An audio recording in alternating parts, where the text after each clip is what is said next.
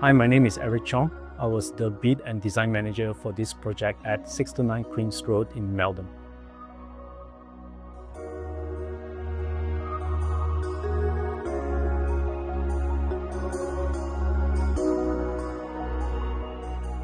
As Keller has a lot of experience in this area, our client approached us to produce a design construct foundation solution for this project.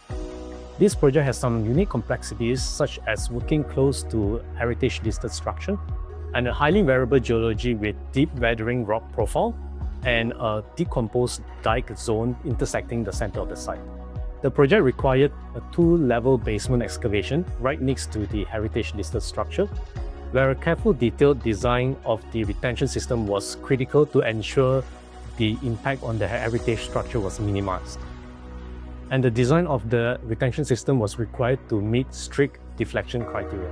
To ensure we were best prepared to manage the risk around the pile depth that may need to go deeper due to the uncertainty in the geology conditions, we utilized our large Fundex F3500 rig to install the foundation piles. The rig has the capacity in both depth and power if we need to drill deeper to ensure the piles are socketed in the right materials.